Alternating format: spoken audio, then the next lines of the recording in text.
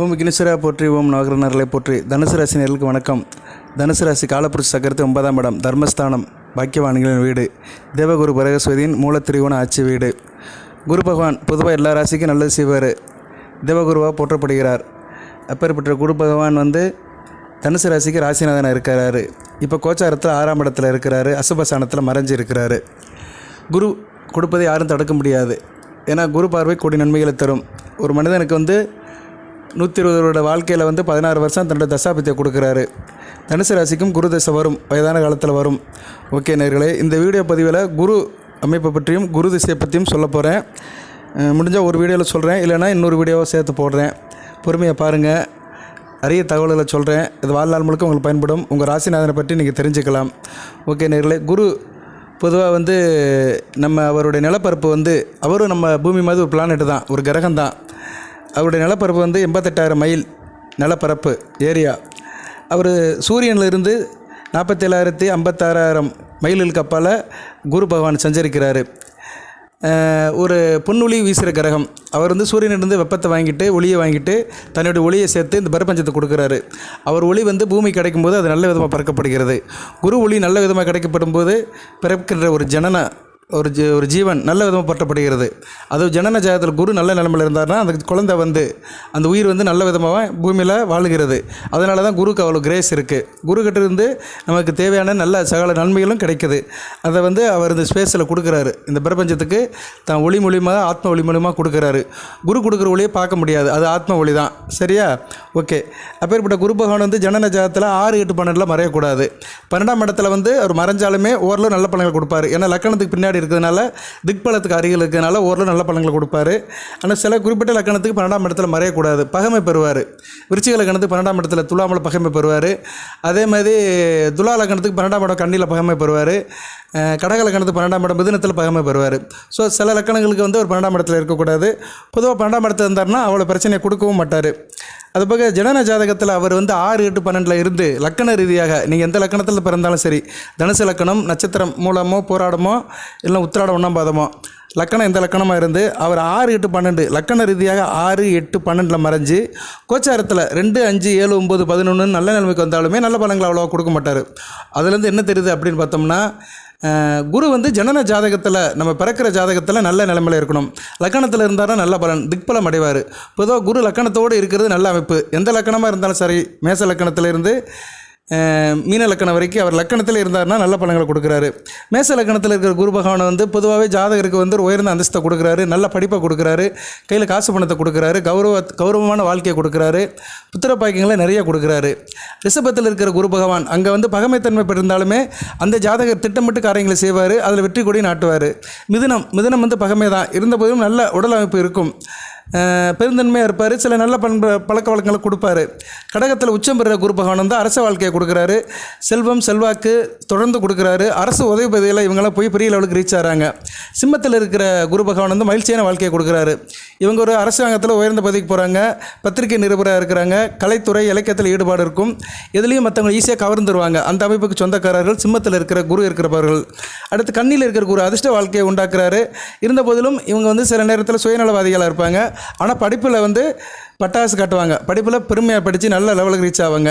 துலாமில் பகைமைத்தன்மை தான் பெறாரு. இருந்த போதிலும் பார்ப்பதற்கு நல்ல ஃபேராக இருப்பாங்க, அழகாக இருப்பாங்க, கள்ளமில்லாத உள்ளம் இருக்கும், எடுக்கிற காரியத்தை நல்லபடியாக முடிப்பாங்க. சமயம் இறை வழிபாடு, கோயில் குளத்துக்கெல்லாம் போயிட்டு நல்ல துண்டு செய்வாங்க, இறை வழிபாடு துண்டு செய்வாங்க. விருச்சிகத்துக்கு இருக்கிற குரு மகிழ்ச்சியற்ற வாழ்க்கையை கொடுக்குறாரு. தேக அறைக்கு நல்லா இருக்காது, உயர்ந்த எண்ணம் ஏற்படும். ஆனால் நல்ல ஒரு ஹானஸ்ட்டாக இருப்பாங்க, சுயநலவாதியாக இருப்பாங்க. சில அசுப பலன்கள் தான் கொடுக்குறாரு விருச்சிகத்தில் இருக்கிற குரு பகவான். அடுத்து தனுசு ஒரு மூலத்திரிகோண ஆட்சி வீடு. தனுசில் இருக்க குரு பகவான் பொதுவாக நல்ல பலன்களே கொடுக்குறாரு. சரியா? நல்ல பேச்சாற்றல், நல்ல ஒரு செல்வாக்கு, சமுதாயத்தில் பெரிய லெவலுக்கு ரீச் ஆகுது, கௌரவம், மற்றவங்களுக்கு தலைமை தாங்குற பண்பு எல்லாத்தையும் கொடுத்து பெரிய லெவலுக்கு ரீச் ஆக வைக்கிறாரு. மந்திரி பதவியெல்லாம் அடைகிறதுக்கு தனுசில் இருக்கிற குரு பகவான் நல்ல பலன்களை கொடுக்குறாரு. மகரத்தில் நீசம் அடைவார். சரியா? குரு பகவானுக்கு தனுசு மீனம் ஆட்சி வீடு, தனுசு மூலத்திரிகோண ஆட்சி வீடு, மீனம் ஆட்சி வீடு, மகரம் நீச வீடு, கடகம் உச்ச வீடு. அப்படி பார்க்கும்போது மகரத்தில் நீசமடைகிற குரு பகவான் மகிழ்ச்சி இல்லாத வாழ்க்கையை தான் கொடுக்குறாரு. ஆள் சோம்பேறியாக இருப்பாங்க. சரியா? அதனால் இவங்களால் அந்த அளவுக்கு பெரிய லெவலுக்கு பெர்ஃபார்ம் பண்ண முடியாது. அடுத்து கும்பத்தில் இருக்கிற குரு பகவான் ஒரு ஆன்மீக வீட்டில் இருக்கிறதுனால மக்கள் மத்தியில் நல்ல ஒரு புகழ்பெற்ற தலைவராக இருப்பாங்க, செல்வாக்கு இருக்கும். இருந்தாலும் பணம் அந்த அளவுக்கு இருக்காது. சரியா, மக்கள் மத்தியில் செல்வாக்கு இருக்கும், கையில் காசு போனால் அந்த அளவுக்கு ரீச் ஆகாது. மீனத்தில் குரு பகவான் ஆட்சிப்பட்டு இருக்கிறதுனால நல்ல உயர்ந்த பதவியை கொடுக்குறாரு.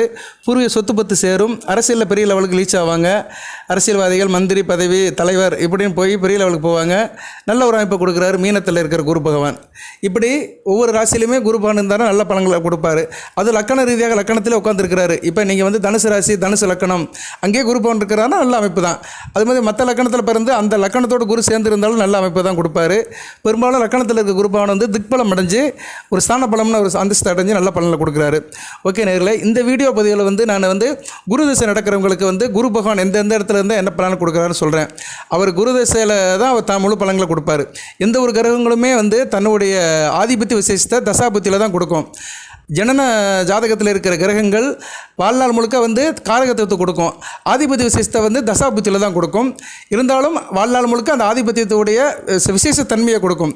இப்போ வந்து உங்களுக்கு வந்து குரு பகவான் வந்து 2ஆம் இடத்துல இருக்காருன்னு வச்சுக்கோங்க. ஒரு ஜாதகத்திற்கு தனுசு ராசி 2ஆம் இடம் மகரத்தில் இருக்கிறாரு. மகரத்தில் வந்து நீசம் தான் அடைவார். ஆனால் நீச பங்கம் அடைஞ்சிருக்கிறாரு வச்சுக்கோங்க. சனி பகவான் கூட பரிவர்த்தனை யோகத்தில் இருக்கிறாரு. எல்லாம் வீடு கொடுத்த சனி உச்சமாக இருக்கிறாரு. பரிவர்த்தனை ஆகி நீச பங்கம் அடைஞ்சிட்டாரு வச்சுக்கோங்க. 2ஆம் இடத்துல இருக்க குரு பகவான் 6, 8, 10ஆம் இடத்தை பார்ப்பார். அந்த 6, 8, 10ஆம் இடத்தை வளமாக்கி அந்த ஆதிபத்திய விஷயத்தை நல்லபடி செய்வார். சரியா, இதுதான் வாழ்நாள் முழுக்க அவர் கொடுக்குற பலன்கள். ஆனால் அவர் எந்த வீட்டோட தொடர்பு கொண்டிருக்கிறாரோ அந்த வீட்டு பலன்களை வந்து தன்னுடைய ஆதிபத்திய விசேஷத்தில் செய்வார், தன்னுடைய தசாபுத்தியில் செய்வார். உங்களுக்கு புரியும் நினைக்கிறேன். குரு பகவான் வந்து ஆதிபத்திய விசேஷம்னா அவர் எந்த வீட்டோடு சம்மந்தப்படுறாரு, எந்த வீட்டில் இருக்கிறாரு, அந்த வீட்டு சம்பந்தத்தை வந்து தன்னுடைய தசாபுத்தியில் செய்வார். காரகத்துவத்தையும் தான் எந்த வீட்டை பார்க்குறோமோ அந்த வீட்டுடைய விசேஷத்தன்மையும் வாழ்நாள் முழுக்க செய்வார். சரியா, அது வந்து ரொம்ப முக்கியம். அதனால தான் ஒருத்தருங்களுக்கு தசை வந்து ரொம்ப முக்கியமாக இருக்குது. தசை அதாவது சூரிய திசை, சந்திர திசை, செவ்வாய் திசை, புதன் திசை, குரு திசைன்னு எல்லா திசைக்கும் வந்து ஒரு கணக்கு போட்டு ஏன் சொல்கிறாங்கன்னா, அட் ப்ரெசண்ட் நடப்பு வந்து தசை தான் வந்து ஒரு மனிதனை தீர்மானிக்குது. அந்த மனிதனோட வளர்ச்சி, ஏற்றம் இறக்கம், இன்ப துன்பம், நஷ்டம் இஷ்டம் எல்லாத்துக்குமே வந்து தசா தான் வந்து முக்கிய பங்கு வகிக்குது. அந்த தசாநாதர்கள் லக்கண ரீதியாக நல்ல இடத்துல உட்காந்துருந்து சுப ஆதிபத்தியம் சம்மந்தப்பட்டு சுப கிரகங்களோடு இருந்தாங்கன்னா நல்ல பலன்களை கொடுப்பாங்க. சரியா, அதனால் தசாநாதர்கள் வந்து ரொம்ப முக்கியமான நபர்களாக கருதப்படுறாங்க. ஜனன ஜாதகத்தில் வந்து ஒவ்வொரு தசைக்குமே வந்து ஒரு முக்கியத்துவம் கொடுக்கப்படுகிறது. அது லக்கண ரீதியாக நல்ல தசையாக இருந்துச்சுன்னா நல்ல பலன்களை கொடுக்கும். கெட்ட அசுப தசையாக இருந்துச்சுன்னா அசுப பலன்களை கொடுக்கும். அதுபோக அந்த தசாநாதர்கள் நல்ல இடத்துல உட்காந்துருக்கணும்.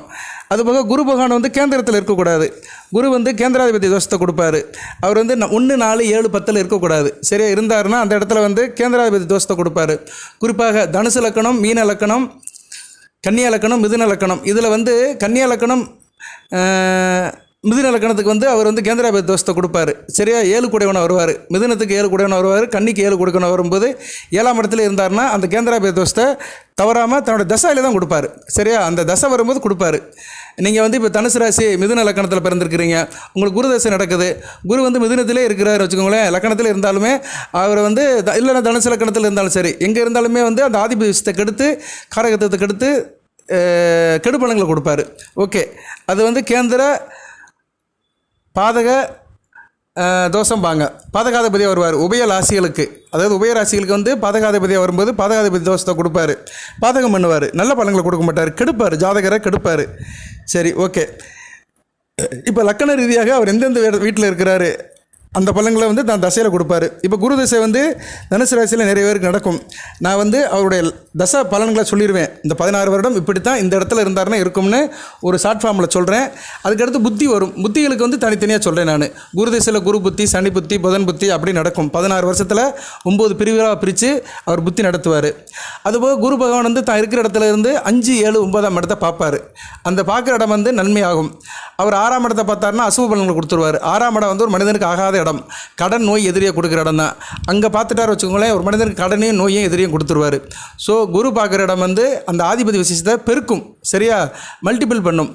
அதனால் குரு வந்து மேக்சிமம் 6ஆம் இடம் சம்மந்தப்படாமல் இருக்கிற ஜாதகம் நல்ல ஜாதகம். 12ஆம் இடம் 8ஆம் இடம் ஒன்றும் பிரச்சனை இல்லை. 12ஆம் இடம் வந்து விரயத்தை கொடுப்பாரு, சுப விரயத்தை கொடுப்பாரு. 8ஆம் இடம் சம்மந்தப்பட்டாருன்னா ஆயுள் தீர்க்கத்தை கொடுப்பாரு. சரியா? ஒரு மனிதனுக்கு ஆயுள் தீர்க்கம் இருக்கணும். ஆயுள் நீடித்த ஆயுள் இருந்தால் தான் அனைத்தையும் வந்து அனுபவிக்க முடியும். 1000 காசு பணம் இருந்து என்ன பிரயோஜனம்? ஆயுஸ் வேணும்ல. ஆயுஸ் இருந்தால் தான் அனைத்தையும் அனுபவிக்க முடியும். சரி நேயர்களே, இப்போ குரு பகவான் இப்போதைக்கு உங்களுக்கு கோச்சாரத்தில் சரியில்லை, 6ஆம் இடத்துல நல்ல நிலைமையில் இல்லை. இதுக்கு நான் வீடியோ போட்டுக்கிறேன், அந்த வீடியோவை பாருங்கள்.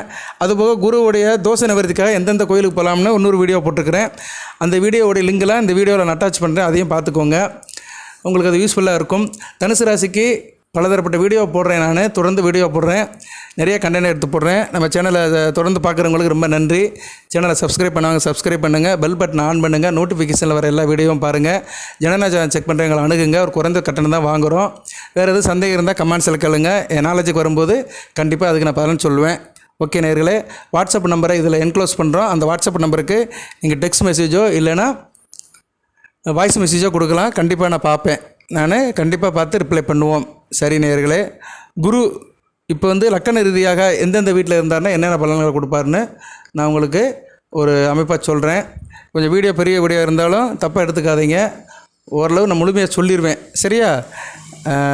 என்ன சொல்லுவாங்க, எல்லாத்தையும் சொல்ல முடியாது, என்னோடய அப்சர்வேஷன் படி சொல்லலாம். சரியா? ஏன்னா ஜோதிடம்ங்கிறது பெரிய கடல், அது வந்து அதெல்லாம் அடக்க முடியாது. ஜோதிடம் வந்து பெரிய ஒரு இந்து மதசமுத்திரம் காட்டில் பெருசு.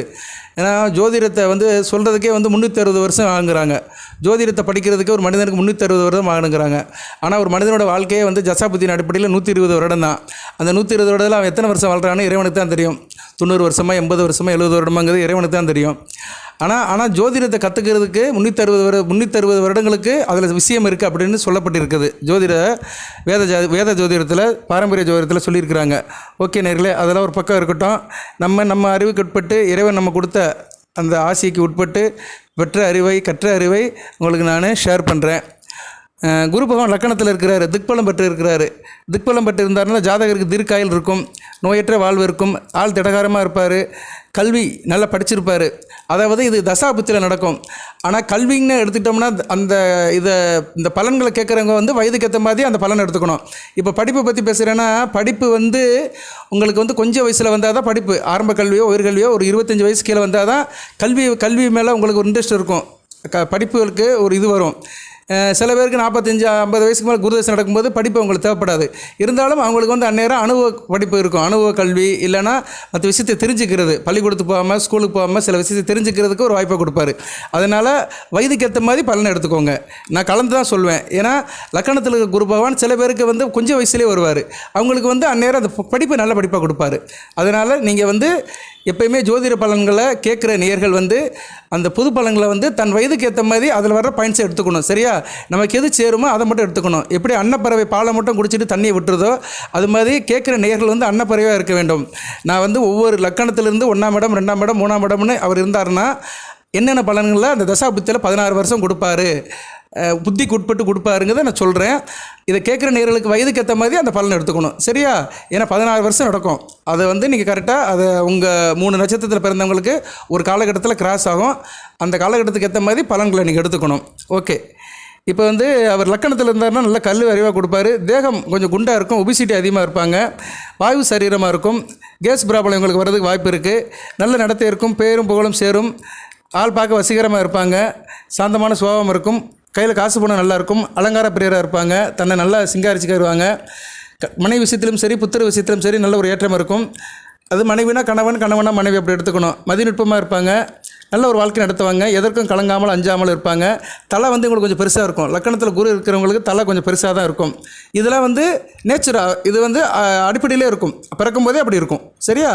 சில பலன்களை வந்து பிறப்பிலிருந்தே எடுத்துக்கணும், சில பலன்களை வந்து தசாபுத்தியில் எடுத்துக்கணும், அதை புரிஞ்சுக்கணும். சரியா? அது பிறப்பிலேருந்து இருக்கிறது வந்து ஜனன ஜாதக அமைப்பு, அது கிரகங்களுடைய அமைப்புக்கு ஏற்ற மாதிரி நம்ம உடல் அமைப்பும் இருக்கும். சில கிரகங்கள் சில இடத்துல இருந்துச்சுன்னா அவங்களுக்கு சில அங்க அவயங்கள் ஓரளவு இருக்கும். அதுதான் சொல்கிறேன், தலை வந்து கொஞ்சம் பெருசாக இருக்கும். லக்கணத்தில் குரு சம்மந்தப்பட்டவங்களுக்கு தான தர்மம் பண்ணுவாங்க, கோயில் குளத்துக்கெல்லாம் அடிக்க வர போயிட்டு வருவாங்க, நல்ல விதமாக பார்க்கப்படுகிறது. லக்கணத்தில் குரு இருக்கிறவங்களுக்கு லக்கணத்தில் இருக்கிற குரு வந்து 5, 7, 9ஆம் இடத்தை பார்ப்பார். இது நல்ல அமைப்பு தான். புத்திர பாக்கியம் இருக்கும், பூர்வ புண்ணிய சொத்து கிடைக்கும், தகப்பன வழி சொத்துக்கள் கிடைக்கும், நல்ல ஒரு இறை அருள் பெற்றவங்களாக இருப்பாங்க. நல்ல ஒரு மனைவி, அழகான மனைவி கிடைக்கும். கூட்டு தொழில் பங்கு செஞ்சு ஷேர் மார்க்கெட்டு, திடீர் அதிர்ஷ்டம்லாம் கிடைக்கும். தாப்பன் வழி சொத்துக்கள் கிடைக்கும். தாப்பன் கிட்ட பாசமாக இருப்பாங்க. நல்ல விதமாக பார்க்கப்படுகிறது லக்கணத்தில் இருக்கிற குரு. அதுபோக குரு வந்து லக்கண சுபர் வீட்டில் இருந்தாலும் நல்ல பலன்களை கொடுப்பாரு. லக்கணத்தில் இருந்தாலுமே அந்த லக்கணமும் லக்கண சுபர் வீடு தான். ஏன்னா லக்கணம் வந்து லக்கணாவை சம்மந்தப்பட்டு தான், அது ஒன்றும் பிரச்சனை இல்லை. அதுபோல் லக்கணத்தில் இல்லாமல் மற்ற 5, 9 இருந்தாலும் நல்ல பலன்களை கொடுப்பாரு. லக்கண கோணத்தில் இருக்கணும்.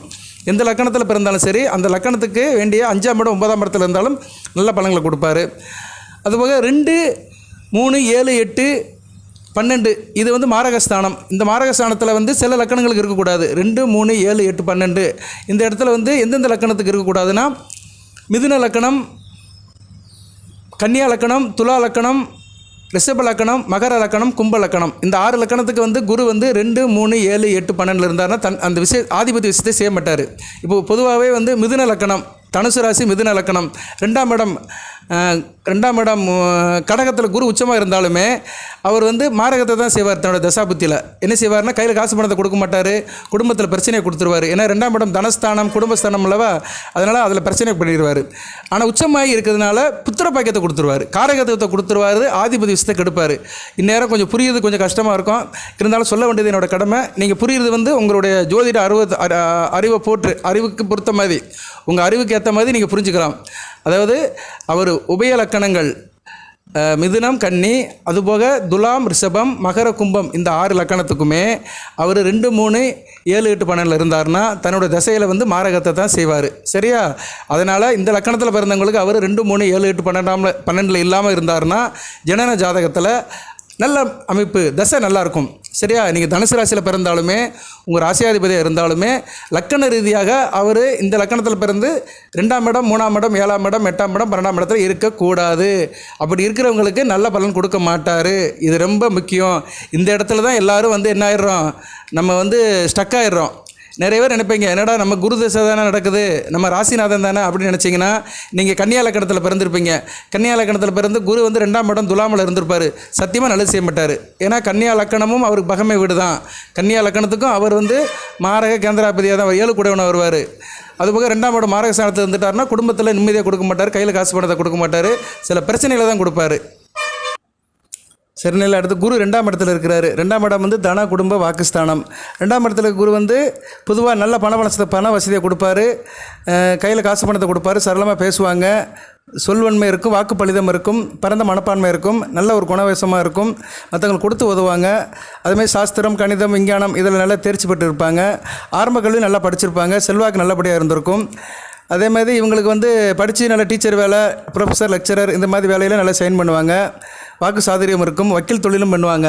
வக்கீல், நீதிபதி ஆகிறதுக்கு வந்து குரு ஒரு முக்கியமான கிரகம். குரு நல்லா வளர்த்தவங்க வந்து நீதிபதி வேலைக்கு போவாங்க, சத்தியவான், நீதிமானாக இருப்பாங்க.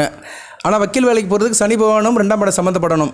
சரி, அது ஒரு காம்பினேஷன். அந்த இதுக்குள்ளே போக வேண்டாம். இப்போ சனி பகவான் இதில் கொண்டு வர வேண்டாம். குரு பகவான் வந்து நீதித்துறைக்கும் வருவார், ஜுடிஷியல், மேஜிஸ்ட்ரேட் இதுக்கும் வந்து குருக்கு தான் வருவார். அது மாதிரி 2ஆம் இடத்துல இருக்கிற குரு பகவான் வந்து அரசாங்கத்தோட வெகுமதி கொடுப்பாரு, அரசாங்க வேலையும் கொடுப்பாரு, அரசு வழி நல்ல ஒரு ஏற்றத்தை கொடுப்பாரு. குடும்பத்தில் நிறைய செலவு பண்ணுவாங்க, சேமிப்பு கொஞ்சம் கம்மியாக தான் இருக்கும், விருந்து உபச்சாரத்தில் கலந்துக்கிடுவாங்க. வாதத்தில் இவங்களை வெல்ல முடியாது, அதனால் நல்ல ஒரு ஆர்குமெண்ட் பண்ணுறதுல கெட்டிக்கார புள்ளியாக இருப்பாங்க. நல்ல உலக நாணம் பேசுவாங்க, 4 இடம் போயிட்டு வந்திருப்பாங்க, தராதரம் அறிஞ்சவங்களாக இருப்பாங்க. அடுத்து 3ஆம் இடம் உபசானசனத்தில் இருக்கிறார் குரு. 3ஆம் இடத்துல இருக்கிறவங்க ரொம்ப சிக்கனமாக இருப்பாங்க. நல்லவர்கள், நண்பர்கள் இவங்களை நல்லபடியாக அமைய மாட்டாங்க. சரியா? நண்பர்கள் விஷயத்தில் இவங்க கொஞ்சம் பின்தங்கி தான் இருப்பாங்க. பெரியவரோட ஆதரவு இருக்கும், நினைத்த காரியத்தை நல்லபடியாக முடிப்பாங்க. அதே மாதிரி 2ஆம் இடத்துல குரு இருக்கிறது வந்து 2ஆம் இடத்துலேருந்து 6, 8, 10ஆம் இடத்தை பார்ப்பார். அதை நான் சொல்லிவிட்டு 3ஆம் இடத்துக்கு போகிறேன். இப்போ 2ஆம் இடத்துல குரு இருக்கிறவங்களுக்கு வந்து 6, 8, 10 இந்த இடத்த பார்ப்பார். அதனால் இவங்களுக்கு தேக ஆரோக்கிய பிரச்சனை இருக்கும். குரு 6ஆம் இடம் சம்மந்தப்பட்டாருன்னா தேக ஆரோக்கிய பிரச்சனை கொடுப்பாரு. சரியா? அவர் என்ன வியாதியை கொடுப்பாருங்கிறது வேணால் அடுத்த ஒரு வீடியோவில் போடுறேன். ஏன்னா குருவால் நடக்கிற என்னென்ன வியாதி வரும். ஏன்னா குரு 6ஆம் இடம் சம்மந்தப்பட்டாருன்னா தான் சம்மந்தப்பட்ட வியாதியை கொடுத்துருவார். அது 6ஆம் இடத்துல இருந்தாலும் சரி, 6ஆம் இடத்தை பார்த்தாலும் சரி, 6ஆம் இடத்துக்கு உரிய கிரகத்துடைய வியாதி தான் வரும். இருந்தாலும் குரு 6ஆம் இடத்தை பார்த்தாருன்னா அந்த காரகத்துவத்தை வந்து ஆதிபத்தி விசேஷத்தை வந்து பெருசாக்கிடுவார். சரியா? ஆதிபத்தி விசேஷத்தை பெருசாக்கிடுவார். அதுமாதிரி 11ஆம் இடத்தை பார்த்தாருன்னா நோயை குணமாக்குவார். ஓகே, அது ஒரு பக்கம் இருக்கட்டும். 8ஆம் இடத்தை பார்க்கறதுனால ஆயுள் தீர்க்கத்தை கொடுப்பாரு, திடீர் ரசித்தை கொடுப்பாரு, வெளிநாட்டு வேலையை கொடுப்பாரு. 10ஆம் இடத்தை பார்க்கறதுனால தொழிலில் நல்ல ஒரு ஏற்றத்தை கொடுப்பாரு. இந்த மாதிரி பலன்கள்லாம் குரு தவறாமல் கொடுக்குறாரு. அது மாதிரி 3ஆம் இடத்துல இருக்கிற குரு பகவான் வந்து நினச்சதை முடிக்க வைப்பார். எதையும் சாதிப்பாங்க, எதையும் ஈஸியாக தெரிஞ்சுக்கிடுவாங்க. அதுபோக வந்து சகோதர விஷயத்தில் நல்ல ஒரு ஏற்றம் இருக்கும், பொன்பொருள் வசதி இருக்கும், எழுத்து வளம் உண்டு, கலை, இயல், இசை, நாடகம், ஓவியம், கலை, கட்டுரையில் நல்ல இதாக இருப்பாங்க.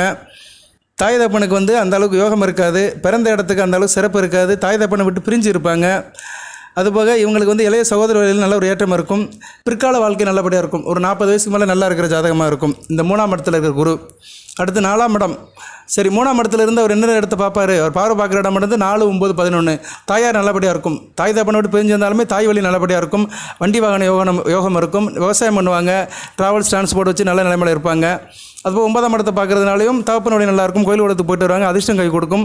11ஆம் இடத்தையும் பார்ப்பார், லாபஸ்தானம் நல்லாயிருக்கும், மூத்த சகோதர வழியில் நல்ல ஒரு ஏற்றம் இருக்கும், தொட்டக்காரியம் தொழுக்கும். சில பேருக்கு அகேஷனலாக 2ஆம் தாரம் இருக்கும், ஆணாக இருந்தாலும் சரி பெண்ணாக இருந்தாலும் சரி ஒரு 2ஆம் தார லைனை ஒன்று போட்டு விடுவார். சரியா, குரு அதை கொடுப்பாரு. ஓகே, அடுத்து 4ஆம் இடத்துல குரு இருக்கிறாரு. லக்கண ரீதியாக 4ஆம் இடம். 4ஆம் இடத்துல குரு இருக்கக்கூடாது, ஒரு கேந்திரத்தில் ஒரு சுபகரம் இருக்கக்கூடாது. 4, 7, 10 இந்த இடத்துல குரு இருக்கக்கூடாது. ஆனால் 7ஆம் இடத்துல இருந்தாருன்னா லக்கணத்தை பார்ப்பார், அது ஒரு வகைக்கு நல்லது. இருந்த போதிலும் கேந்திரத்தில் அவர் இருக்கிறது நல்ல விதமாக பார்க்கப்பட மாட்டாது. சரி, 4ஆம் இடத்துல அப்படி இருந்துட்டாருன்னா வாகன யோகத்தை கொடுப்பாரு, ட்ராவல்ஸ் டிரான்ஸ்போர்ட் நல்லபடியாக வச்சுருப்பாங்க, விவசாயம் பண்ணுவாங்க, உயர்ந்த படிப்பு படிச்சிருப்பாங்க, ஹை எஜுகேஷன் நல்லபடியாக இருக்கும், எம்ஃபில் பிஹெச்டி படித்து பெரிய லெவலுக்கு ரீச் ஆவாங்க. கால்நடை வளர்க்குறதிலும் கெட்டிக்காரனாக இருப்பாங்க, கால்நடை பாக்கியம் இருக்கும். இப்போ ஒரு சில பேருக்கு இப்போ 4ஆம் இடத்துல குரு இருந்து இந்நேரம் குரு தசை நடந்துச்சுன்னா அவங்க இந்நேரம் கால்நடை வச்சு மெயின்டைன் பண்ணலாம். இந்த காலகட்டத்தில் அந்த கால்நடை வளர்ப்பு வந்து கை கொடுக்கும். பால் வியாபாரம், மில்க் வியாபாரம், பால், தயிர், மோர் இது மாதிரி வியாபாரம் பார்த்தாங்கன்னா அந்த குரு தசையில் யோகம் இருக்கும். அதை புரிஞ்சுக்கணும். சரியா, சில பேர் வந்து எனக்கு என்ன வேலை சார் செய்யலாம், எனக்கு நேரம் அந்த வேலை வாய்ப்பு மாட்டிக்கே, நான் என்ன வேலை செஞ்சாலும் லாபம் இல்லைன்னு நினைப்பாங்க. அவங்களுக்கு வந்து அந்த தசாநாதன் நடக்க வேலை பார்க்கணும். என்ன தசை நடக்குதோ அந்த தசாநாதன் லக்கணத்துக்கோ ராசிக்கோ 10ஆம் இடம் சம்மந்தப்பட்டிருந்தாருன்னா கண்டிப்பாக அந்த தசையில் தசாநாதன் சம்மந்தப்பட்ட வேலையை செஞ்சாங்கன்னா நல்ல லாபம் இருக்கும். தசாநாதன் தான் அட் ப்ரெசென்ட் நிரூபிக்கிற கிரகம். அட் ப்ரெசென்ட் எப்படி போகுது அதை வந்து நிர்ணயிக்கிற கிரகம் தசாநாதன் தான். அதுக்கு வந்து லக்கணாதிபதி மற்ற கிரகங்கள் துணை பண்ணுவாங்க, ஆனால் லீடு பண்ணுறது வந்து தசாநாதன் தான். அவர் தான் அந்த பஸ்ஸோடைய டிரைவர் அப்படின்னு நீங்கள் எடுத்துக்கணும். சரியா, அது மாதிரி தாயாருக்கு நீடித்த ஆயுள் உண்டு, மேற்படிப்புக்கு போகலாம், வெளிநாடு வெளிமாநிலத்துக்கு கூட போகலாம், பொருளாதாரம் நல்லபடியாக இருக்கும், நண்பர் விஷயத்தில் எப்போதும் நன்மை இருக்கும். இவங்கெல்லாம் தொழில் பண்ணாங்கன்னா தொழில் நல்லபடியாக இருக்கும். தொழிலில் வேலை பார்க்குற ஊழியர்கள், இவங்ககிட்ட வேலை பார்க்குற லேபரர்ஸ் நல்ல விசுவாசமாக இருப்பாங்க, சிறப்பாகவே பார்க்கப்படுகிறது. சரியா, 4ஆம் இடத்துல கேந்திரத்தில் இருந்தாலுமே அவர் சில நல்ல பலன்களை கொடுப்பார். சரியா, இவரோட ஆலோசனையை மற்றவங்க கேட்பாங்க. இவங்க ஆலோசனை கவுன்சிலிங்கில் பெரிய ஆளாக இருப்பாங்க, முக்கியமான ஆளாக இருப்பாங்க. இவங்க ஆலோசனையை 10 பேர் கேட்பாங்க. பணம் பழக்கமுள்ள இடத்துல இருப்பாங்க, பணம் வந்து கையில் நல்லா காசு பணம் நல்லா புழங்கும், அதிக சொத்து சேரும், வாக்குத்திறன் இருக்கும், ஆள் தந்திரமாக இருப்பாங்க. எதிரி கூட இவங்களை பாராட்டுவாங்க. எதிரியோடைய நல்வாழ்க்கை கூட எதிரியோடைய நல்வார்த்தை பெறுவாங்க. அது எப்படின்னா, இவங்களை எதிர்க்கிறவங்க கூட இவங்களை பற்றி மோசமாக பேச மாட்டான், பாராட்டுவான். அப்படி ஒரு அமைப்பை 4ஆம் இடத்துக்கு குரு கொடுப்பாரு. 4ஆம் இடத்துல இருந்து 8ஆம் இடம், 10ஆம் இடம், 12ஆம் இடத்தை பார்ப்பார். கண்டிப்பாக வெளிநாட்டு தொடர்பு இருக்கும், வெளிமாநில தொடர்பு இருக்கும், தூரதேச தொடர்பில் தொழில் பண்ணுவாங்க, ஏற்றுமதி இறக்குமதி, குருவி பிஸ்னஸ் எல்லாம் பண்ணி நல்ல ஒரு ஏர்ன் பண்ணி கொண்டு வந்து கொடுப்பாங்க. ஓகே, அடுத்து 5ஆம் இடத்துல குரு, அருமையான அமைப்பு. ஒரு மகாலட்சுமி சாணத்தில் இருக்கிறாரு, நல்ல அமைப்பு தான். 5ஆம் இடத்துல குரு இருக்குது, சிறப்பு தான். 5ஆம் இடத்துல குரு பகவான் வந்து ஒரு பரந்த மனப்பான்மையை கொடுப்பாரு. ஆள் நல்லா ஈவு இறக்கும், காரணம் இருக்கும், தெளிந்த மனதோடு இருப்பாங்க. சமுதாயத்தில் நல்ல ஒரு ஏற்றம் இருக்கும், சமுதாயத்தில் நல்ல மக்களுக்கு ஒரு பலன் பண்ணுவாங்க. 5ஆம் இடத்துல குரு இருந்து அப்போ குரு திசை நடந்துச்சுன்னா இவங்க அந்த காலகட்டத்தில் அரசியலில் நல்லா செயல் பண்ணலாம், வெகுஜன தொடர்பப்படலாம், எலெக்ஷனில் நின்று ஜெயிக்கலாம். அப்படி எடுத்துக்கணும் பலனை. சரியா, அது அந்த வயதுக்கு ஏற்ற மாதிரி பலனை கொடுப்பாரு, அதை புரிஞ்சுக்கணும். அதே மாதிரி உயர்ந்த குலத்திலும் அவர் இருப்பார். உயர்ந்த குலத்திலும் நல்ல ஒரு கம்யூனிட்டியில் பிறந்து, நல்ல ஒரு தாய் தகப்பன் பிறந்து, சொந்த பந்தத்தால் பாராட்டு போடுவாங்க. நல்ல எந்த ஒரு கல்வியிலும் தேர்ச்சி பெற்று வித்வானாக இருப்பாங்க.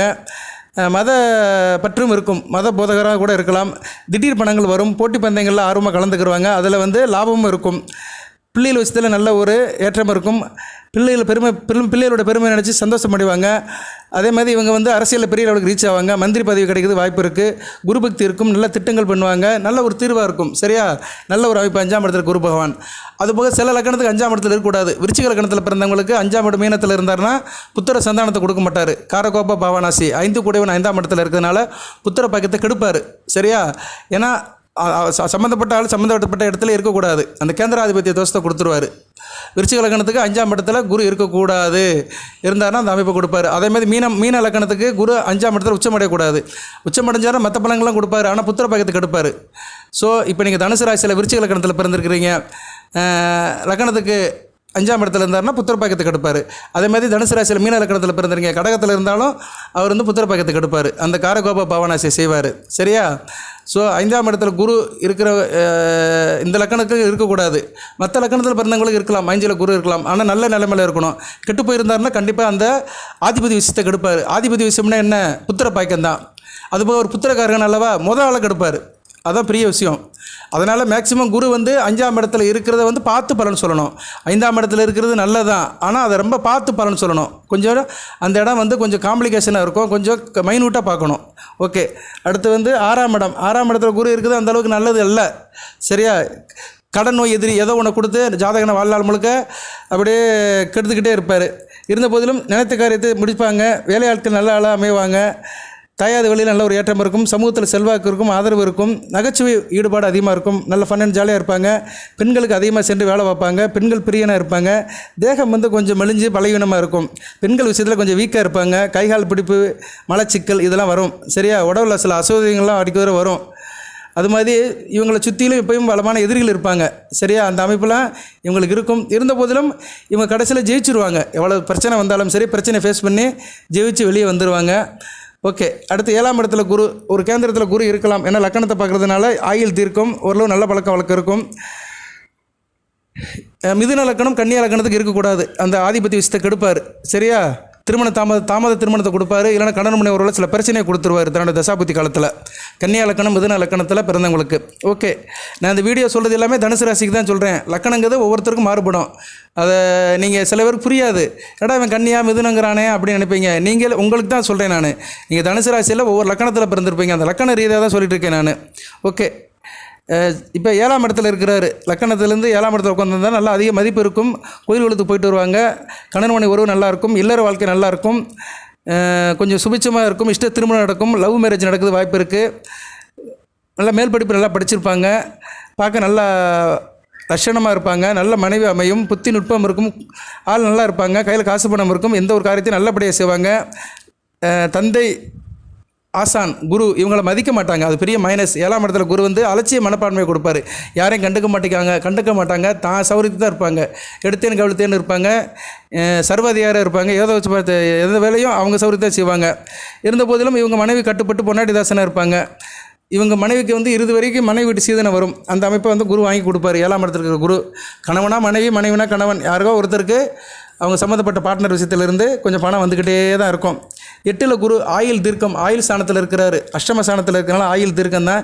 இடம் அடிக்கூட மாறும். வெளிநாட்டு வெளி மாநில வேலையில் கொடுப்பாரு. தூரதேசத்துக்கு அனுப்பிவிடுவார். பிரபல யோகம் இருக்கும். சாஸ்திரம், கணிதம், விஞ்ஞானத்தை நல்லா படிச்சிருப்பாங்க. குடும்பம் பெரிய குடும்பமாக இருக்கும். விரதமெல்லாம் இருப்பாங்க. தீர்க்க தரிசனம் இருக்கும். கோயில் உலகத்துக்கு போயிட்டு வருவாங்க. ஸ்தல யாத்திரை, தீர்த்த யாத்திரை, இப்படி பல யாத்திரைக்கெல்லாம் போயிட்டு வருவாங்க. 8ஆம் இடத்துல குரு வந்து சில நல்ல அமைப்பெல்லாம் கொடுக்க தான் செய்வார். சரியா? குரு பகவான். அதே மாதிரி மனைவி மூலம் எங்களுக்கு உயில் வர உண்டு. சரியா? மனைவியோ கணவனா மனைவி அவங்க மூலிமா சில உயில் பணம்லாம் உயில் எழுதி வச்சு பணம் வரும். மற்றவங்களோட பணம் வரும். மற்றவங்க பணத்தை அனுபவிப்பாங்க. வயிறு சம்மந்தப்பட்ட வேலைகள் இருக்கும். வயிறு சம்மந்தப்பட்ட கோளாறு இருக்கும். பித்த பைப்பு சம்மந்தப்பட்ட பிரச்சனைகள் வரும். அதுபோல் இவங்க வந்து மது, மங்கை, மாமிசத்துக்கு பிரியராக இருப்பாங்க. ஒன்று மது பிரியராக இருப்பாங்க, இல்லைன்னா பெண்கள் விஷயத்தில் வீக்காக இருப்பாங்க. மாமிசம் நல்லா வாய்க்குருசியாக சாப்பிடுவாங்க. சில பேர் நான்வெஜ் இல்லாமல் சாப்பிட மாட்டாங்க. அவங்களுக்குலாம் பார்த்தோம்னா ஜாதகத்தில் 8ஆம் இடத்தோட குரு சம்மந்தப்பட்டிருப்பார். சின்ன குடும்பத்தில் சில பிரச்சனைகள் இருக்கும். அதுபோக வந்து முன்கோபம் இருக்கும். இருந்த போதிலும் வெகுஜன தொடர்பில் இருப்பாங்க. 8ஆம் இடத்துல குரு இருந்தார்னா 10ஆம் இடம், 2ஆம் இடம், 4ஆம் இடத்தை பார்ப்பார். சரியா? 12ஆம் இடம், 2ஆம் இடம், 4ஆம் இடத்தை பார்ப்பார். வெளிநாட்டு தொடர்புகள் இருக்கும். குடும்பத்தில் நல்ல ஒரு வருமானத்தை கொடுப்பாங்க. தாய்க்கு நல்லபடியாக இருக்கும். குடும்பத்தில் நல்ல சுகமாக இருப்பாங்க. மேக்ஸிமம் வெளிநாட்டு தொடர்பில் தான் இருப்பாங்க. அதுபோல் இதுக்கு முன்னாடி நான் வந்து 6ஆம் இடம், 7ஆம் இடத்துக்கு வந்து எந்த இடத்தை பார்ப்பார் சொல்லலை. அதே 2 பேரும் சொல்லிட்டு போகிறேன். 6ஆம் இடத்துல குரு இருந்தார்னா 10ஆம் இடம், 12ஆம் இடம், 2ஆம் இடத்தை பார்ப்பார். அதனால் இவங்க வெளிநாட்டு தொடர்பில் இருப்பாங்க. சரியா? இல்லை அதுபோக அலைச்சல் சம்மந்தப்பட்ட வேலையில் இருப்பாங்க. இந்த பஸ் டிரைவர், கண்டக்டர் வேலை பார்க்குறவங்களுக்குலாம் 6ஆம் இடத்தோட குரு இருப்பார். அலைஞ்சிக்கிட்டே இருப்பாங்க. ஒரு இடத்துல இல்லாமல் அலைஞ்சிக்கிட்டே இருப்பாங்க. அதுபோக வந்து தொழில் ரீதியாகவும் அலைஞ்சிக்கிட்டு இருப்பாங்க. அப்படி அலைஞ்சு திரிஞ்சு தான் பணம் சம்பாதிக்க முடியும். 7ஆம் இடத்துல இருந்தார்னா 11ஆம் இடம், 1ஆம் இடம், 3ஆம் இடத்தை பார்ப்பார். சகோதர விஷயத்தில் கெட்டிக்காரனாக இருப்பாங்க. சரியா? பாசமாக இருப்பாங்க. இவங்களும் ஒரு நல்ல நிலைமையில் இருப்பாங்க. 7ஆம் இடத்துல குரு லக்கணத்தை பார்ப்பார். 11, 3ஆம் இடத்தை பார்க்கறதுனால மூத்த சகோதரம், இளைய சகோதர விஷயத்தில் நல்ல விஷயமாக பார்க்கப்படும். அடுத்து 9ஆம் இடம். 9ஆம் இடத்துல குரு இருக்குது. நல்ல அமைப்புங்க. ஒரு மகாலட்சுமி ஸ்தானத்தில் ஒரு பெருங்கோணத்தில் இருக்கிறாரு. ஓடி போனவனுக்கு 9 இடத்துல குரு அப்படிம்பாங்க. நல்ல அமைப்பு தான். 9ஆம் இடத்துல குரு வந்து நல்ல ஒரு அமைப்பை கொடுப்பாரு, நல்ல காசு பணத்தை கொடுப்பாரு, பெரிய பணக்காரன் ஆயிடுவாங்க, தாயாரோட அன்பு இருக்கும், தந்தைக்கு பெரிய யோகம் இருக்கும், தந்தை வழி சொத்துக்கள் நல்லா கிடைக்கும். இவங்களுடைய தந்தை அப்பா வந்து தீர்க்காயரோடு இருப்பார், கடைசி வரைக்கும் தாப்பனுடைய அருமை பெருமையோ இவங்க பார்த்துக்குருவாங்க. அதுபோக வந்து தனது சக்திக்கும் தகுதிக்கும் மேலான இதை பண்ணுவாங்க. இவங்களோட சக்திக்கும் தகுதிக்கும் மேலான சில சாதனைகள் பண்ணி நல்ல பேர் எடுப்பாங்க, நல்ல ஒரு காரியத்தை பண்ணுவாங்க, எழுத்தாற்றல் இருக்கும், திறமைசாலியாக இருப்பாங்க, கோயில் குளத்துக்கு போயிட்டு வருவாங்க, வம்சம் நல்லபடியாக இருக்கும், நல்லபடியாக பேசுவாங்க, சமயோத புத்தி இருக்கும். அந்த தசா புத்தியில் நல்ல இதை கொடுப்பாரு, நல்ல அரசியல்வாதியை கொடுப்பாரு, இல்லைன்னா அரசியல் மந்திரியாக கொடுப்பாரு, பெரிய போஸ்டிங் கொடுப்பாரு, மற்றவங்களுக்கு நல்லா உதவி பண்ணுவாங்க, அகட விகட பிரியராக இருப்பாங்க, வெகுஜன தொடர்பில் கிட்டிக்காரனாக இருப்பாங்க, எந்த ஒரு விவகாரத்தையும் நல்லபடியாக பேசி பிடிப்பாங்க. 9ல் குரு இருக்கவங்க தான் குருபீடமாக போவாங்க. குருபீடத்தில் வந்து ஆன்மீகவாதியாக போகிறது, நீதிபதியாக போகிறது, பெரிய லெவலுக்கு போய் ரீச் ஆகிறது, ஆன்மீக துறையிலும் சரி நீதித்துறையிலும் சரி பெரிய லெவலில் ரீச் ஆவாங்க, கௌரவமாக இருப்பாங்க, கௌரவ ஆலோசகராக இருப்பாங்க, நல்ல ஒரு அமைப்பாக பார்க்கப்படுகிறது. 9ஆம் இடத்துல குரு வந்து 1, 3, 5ஆம் இடத்தை பார்ப்பார். லக்கணத்தை பார்க்குறதுனால மிகச்சிறப்பாக இருப்பாங்க, தைரியகாரிய வீரியமாக இருப்பாங்க, இளைய சகோதர விஷயத்தில் நல்ல ஒரு ஏற்றத்தை காண்பாங்க, உத்தர பாக்கியம் நல்லாயிருக்கும், பூர்வ புண்ணியம் நல்லபடியாக இருக்கும், குலதெய்வத்தோட அருள் பரிபூர்ணமாக கிடைக்கும். அடுத்து 10ஆம் இடம். 10ஆம் இடத்துல குரு இருக்குது, அந்த அளவுக்கு நல்லது கிடையாது. ஏன்னா கேந்திரம் அல்லவா, கேந்திரத்தில் ஒரு சுப கிரகம் இருக்கக்கூடாது. இருந்த போதிலும் அவர் வந்து சில பலன்களை கொடுப்பார், நல்ல பலன்களை கொடுப்பார். எப்போ கொடுப்பாரு? மேக்ஸிமம் தன்னோட தசாவில் கொடுப்பாரு. சரியா? தசா 16 வருடத்தில் கொடுப்பாரு. இவ்வளோ நேரம் நான் சொல்கிறதுல வந்து பலன்கள் வந்து உங்கள் வாழ்க்கையில் வந்து ஒரு 40% இருக்கும், அதன்படி இருப்பீங்க. அந்த அந்த இடத்துல குரு இருந்தார்னா அதன்படி உங்கள் கேரக்டர் இருக்கும், குணநலம் இருக்கும். ஆனால் அதோடைய பலன்கள் வந்து தசையில் தான் நடக்கும். இப்போ நீங்கள் பூராட நட்சத்திரத்தை பிறந்தீங்கன்னா சுக்கர தசை நடக்கும், அதுக்கடுத்து சூரிய தசை நடக்கும், அடுத்து சந்திர தசை நடக்கும், அதுக்கடுத்து செவ்வாய் தசை நடக்கும், அதுக்கடுத்து ராகு தசை நடக்கும், குரு தசை வயசான காலத்தில் தான் நடக்கும். அந்த நேரத்தில் தான் இந்த பலன்கள்லாம் மேக்ஸிமம் நடக்கும். சரியா? அதே மாதிரி தான் மூல நட்சத்திரத்துக்கும் சரி, உத்திராட நட்சத்திரத்துக்கும் சரி. உத்திராட உண்ணம்பாத்தில் பிறந்தவங்களுக்கு ஒரு 35 வயசுக்கு மேலே தான் குரு தசையே வரும். அதனால் புரிஞ்சுக்கோங்க, நீங்கள் தெரிஞ்சுக்கோங்க. சரியா? குருவை நீங்கள் அவாய்ட் பண்ணி வாழவே முடியாது. அவர் கண்டிப்பாக உங்களை கிராஸ் பண்ணுவார். உங்கள் வாழ்நாளில் தனுசு ராசியில் பிறந்தவங்களை கிராஸ் பண்ணி ஆவார் ஒரு குறிப்பிட்ட வயதில். ஓகே. 10ஆம் இடத்துல குரு வந்து ஒரு கண்ணியத்தை கொடுப்பாரு, சாந்தத்தை கொடுப்பாரு, தத்துவவாதத்தில் பெரிய ஆளாக இருப்பாங்க, கையில் காசு பணம் இருக்கும், இசை பிரியராக இருப்பாங்க, வண்டி வாகன யோகனம் இருக்கும், பெரிய வீட்டில் குடியிருப்பாங்க, வேலைக்காரங்க நல்லபடியாக இருப்பாங்க, எதுலேயுமே ஒரு லக்கு இருக்கும் இவங்களுக்கு. சரியா? அதே மாதிரி பூர்வீக சொத்து கிடைக்கும், பல சாஸ்திரத்தங்களை தெரிஞ்சு வச்சுருப்பாங்க, அரசாங்கத்தோட விபதி கிடைக்கும், குடும்ப வாரிசு இருக்கும், செல்வம் செல்வாக்கு நல்லபடியாக இருக்கும், நல்ல ஒரு காரியத்தை பண்ணுவாங்க, நல்ல அழகிய அதிர்ஷ்டமான மனைவியோ கணவனோ கிடைப்பாங்க, மக்கள் நல்ல விரும்பியாக இருப்பாங்க, மனைவியால் நல்ல ஒரு ஏற்றம் இருக்கும், இவங்களும் தான தர்மம் பண்ணுவாங்க, கோயில் சம்மந்தப்பட்ட வேலையில் கெட்டிக்காரனாக இருப்பாங்க, மேக்ஸிமம் அறநிலைத்துறையில் வேலை பார்த்து பெரிய லெவலுக்கு ரீச் ஆவாங்க.